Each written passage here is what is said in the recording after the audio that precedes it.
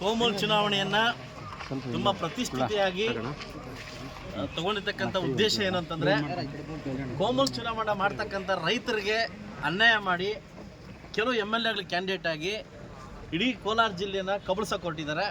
ಅದಾಗಬಾರ್ದು ಅನ್ನೋ ಕಾರಣಕ್ಕೋಸ್ಕರವಾಗಿ ಮುಳಬಾಗಲ್ ತಾಲೂಕಿಂದ 3 ಕ್ಯಾಂಡಿಡೇಟ್ನ ಆಯ್ಕೆ ಮಾಡಿದ್ದೆ.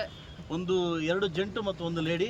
3 ಕೆಲವೇ ಹೊತ್ತಲ್ಲಿ ಗೆಲ್ತಾರೆ. ಅದನ್ನು ಗೆಲುವು ಕೊಡೋ ಮುಖಾಂತರವಾಗಿ ಇವರಿಗೆ ಒಂದು ಉತ್ತರವನ್ನು ಕೊಡಬೇಕಂತ ಡಿಸೈಡ್ ಆಗಿ ತುಂಬ ತಳಮಟ್ಟದಿಂದ ವರ್ಕ್ ಮಾಡಿ ಎಲ್ಲ ಕ್ಯಾಂಡಿಡೇಟ್ಗಳನ್ನು ಕರೆದೊಯ್ದು ಇವತ್ತು ವೋಟ್ ಮಾಡೋಕ್ಕೆ ಒಳಗಡೆ ಬಿಟ್ಟಿದ್ದೀನಿ.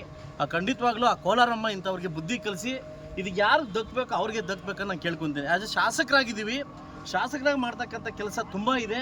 ಅದನ್ನು ಬಿಟ್ಟು ನಾವು ರೈತರ ಒಂದು ಹಕ್ಕನ್ನು ಕಬಳಿಸೋಕ್ಕೇನು ಈ ಶಾಸಕರು ಹೊರಟಿದ್ದಾರೆ ಅದು ಖಂಡಿತವಾಗ್ಲೂ ರೈತರು ಸಿಗಬೇಕನ್ನೋದು ನನ್ನ ವೇದನೆ, ನನ್ನ ಮನಸ್ಸಿನ ಮಾತು. ಅದು ಬಿಟ್ಟು ಇವರೊಂದು ಏನೋ ಕೋಟಿಗಟ್ಟಲೆ ಲೂಟಿ ಹೊಡಿಲಿಕ್ಕೆ ಏನು ಪ್ಲ್ಯಾನ್ ಮಾಡಿ ಹೊರಟಿದ್ದಾರೆ, ಖಂಡಿತವಾಗ್ಲೂ ಅದು ಆಗೋದಿಲ್ಲ. ಸೊ ಮುಂದಿನ ದಿವಸ ಕೋಲಾರ ಜಿಲ್ಲೆಯಲ್ಲಿ ರೈತರಿಗೆ ಏನು ಸಿಗಬೇಕು ಅದು ಸಿಗುತ್ತೆ ಅನ್ನೋದು ನನ್ನ ಭಾವನೆ ಇದೆ.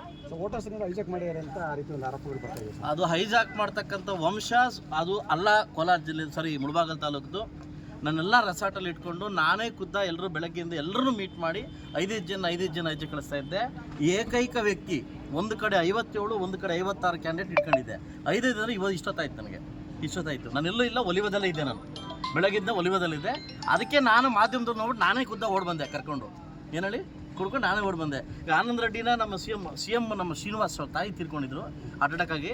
ಈಗ ಮಣ್ಣು ಮುಗಿಸಿ ಬರೋಕ್ಕೆ ಸ್ವಲ್ಪ ಲೇಟ್ ಆಯಿತು. ಬಗ್ಗೆ ತಿಳ್ಕೊಳ್ಳಿ, ಇಂಥ ಬೆದರಿಕೆಗಳು ಇಂಥ ಬೂಟಾಟಿಕೆಗಳು ನನ್ನ ಮುಂದೆ ನಡೆಯಲ್ಲ.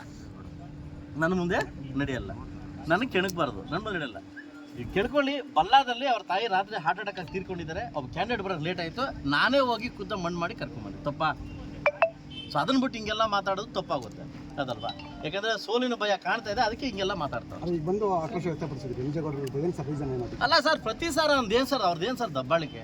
ಮೊನ್ನೆ DCC ಬ್ಯಾಂಕಲ್ಲಿ ಒಳಗಡೆ ಬಿಟ್ಟು ಎಲ್ಲರೂ ಏನಪ್ಪ ಅಂತ ಒಬ್ಬ ಡೆಲಿಗೇಟ್ ಅಲ್ಲ, ಒಬ್ಬ ಏಜೆಂಟ್ ಅಲ್ಲ, ಒಳಗಡೆ ಬಿಡ್ತಾರೆ ಈ ಪೊಲೀಸ್ನವರು. ಇವತ್ತು ಕಡೆ ನಿಮ್ಮ ಮಾತಲ್ಲಿ ನೋಡಿದೆ ನೀವು, ಆಯ್ತಲ್ಲ, ತುಂಬ ಗಲಾಟೆ ಆಗ್ತದೆ. ಏನಕ್ಕೆ ಬರ್ತಾರೆ ಅವರು? ಯಾತಕ್ಕೆ ಬರ್ತಾರೆ ಅವರು? ಪ್ರಜಾಪ್ರಭುತ್ವದ ಶಾಸಕರಾಗಿರಿ. ಏನು ನಿಮ್ದೇನು ದಬ್ಬಾಳಿಕೆ ರೌಡಿಸಮ್ಮ ನಿಮ್ಮದು?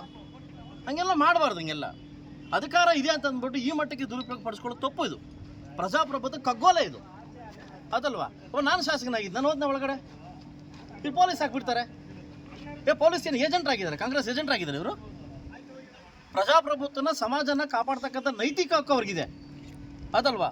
ಹೊಣೆಗಾರಿಕೆ ಅವ್ರಿಗಿದೆ. ಅದನ್ನೆಲ್ಲ ಮಾಡಕ್ಕೆ ಹೋಗ್ಬಾರ್ದು. ಅಲ್ಲಿ ಒಬ್ಬ ಶಾಸಕನಾಗಿ ಹೇಳ್ತೀನಿ, ಅದು ಮಾಡೋದು ತಪ್ಪು.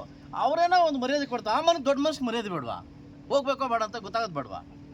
ಏನು ಕಾಂಗ್ರೆಸ್ ಇದೆ, ಸಿದ್ದರಾಮಯ್ಯನಾಗ ಸಸುವನಾಗ್ತೀನಿ ಅಂದ್ಬಿಟ್ಟು ಈ ಮಟ್ಟಕ್ಕೆ ಎಲ್ಲ ತಪ್ಪು ಅಂತ ನನ್ನ ವಾದ ಅಷ್ಟೇ.